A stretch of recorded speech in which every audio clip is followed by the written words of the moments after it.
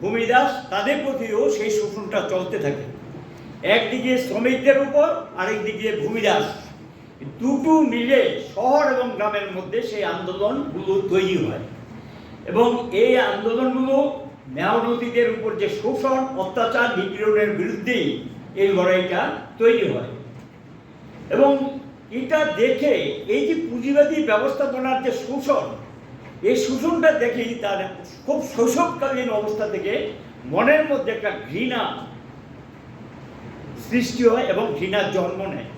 এবং সেই ঘৃণা থেকেই তিনি তার ছাত্র জীবনী দেখা যায় একটা পরীক্ষায় তিনি খাতার মধ্যে এই শোষণ সম্পর্কে লিখে দেন একটা বিস্তৃত একটা রচনা লিখে দেন।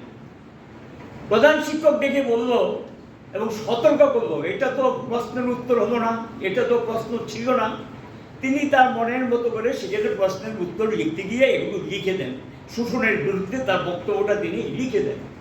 তখন তাকে স্কুলে সতর্ক করা হয়, এটা যাতে আর সেকেন্ড টাইম না হয়। হেডমাস্টার তাকে ডেকে সতর্ক করেন। এবং দাদা আলেকজান্ডারের প্রভাব, ওনার কাজকর্ম লেনিনের কর্মজীবনের উপর কিছু পড়েছিল।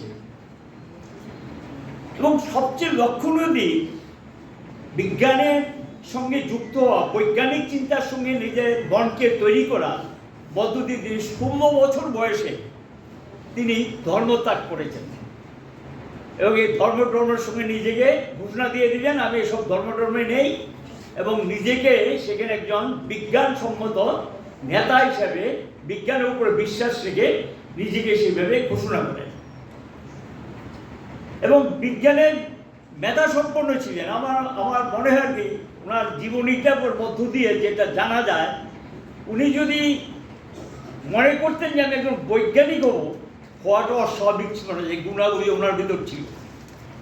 এবং এই বিজ্ঞানের উপর ভর করেই তিনি সেখানে ধীরে ধীরে এগোতে থাকেন। তারপরে তিনি আইন নিয়ে পড়াশোনা শুরু করেন। সেখানে এই আইনের নিয়ে পড়াশোনা করার সময় তিনি ধীরে ধীরে ওই কলেজের মধ্যে সংগঠন গড়ে তোলেন।